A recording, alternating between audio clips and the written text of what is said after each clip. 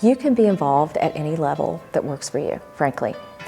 There is no end to what you can do from a computer, from your mobile phone, from your iPad.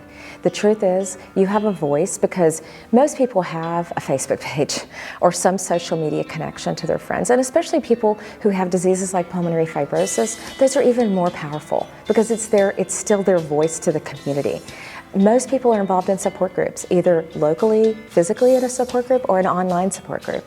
And those are great ways to interact with other people that are going through what you're going through, but also working with them to better educate others on the disease. So whether it's, making sure your family understands. Sometimes our families are the hardest. To help them understand what's going on. Maybe they don't. I mean, you look fine. Why can't you walk? And why can't you breathe? And why do you need that oxygen tank everywhere you go? I think we have to start with our families, educating them, letting them understand, maybe even taking them to the visit with our doctor so that the doctor can explain to them, show them a CT scan, so that they understand that just because I look okay doesn't mean I am. And this is what's going on.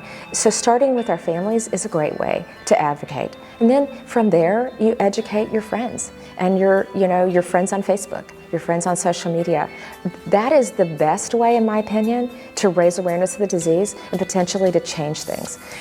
And if you want to get involved on a legislative level, you can do that in your local community. You can write a letter to a member of Congress, tell them about your condition, how it affects you, how it affects your family, and ask them to help you. And if there's a piece of legislation that's underway that you can get involved with or ask them for support on, just ask them.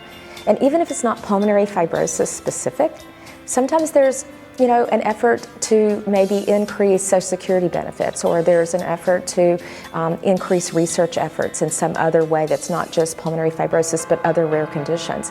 You can do that too. You can support that by asking a member to sign on to something or going to visit them. Even if there's not a bill in place anywhere, but there's something that's bothering you. It took forever to get your Social Security benefits, or maybe you don't get Medicare yet because there's a 24-month waiting period once you're approved for Social Security, and most of our patients aren't around anymore by the time they get approved.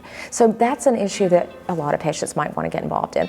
There are problems with oxygen equipment. Just getting your equipment, what you need and the amount of oxygen that you need at any given point in time is not simple.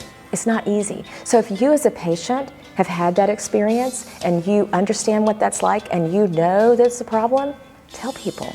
Tell people that can help you, and also tell people that can change it, that can make the system better. Share it with members of Congress if you're, just by making a phone call, just by getting on your computer or your mobile and letting people know about it. That's the best way to get involved.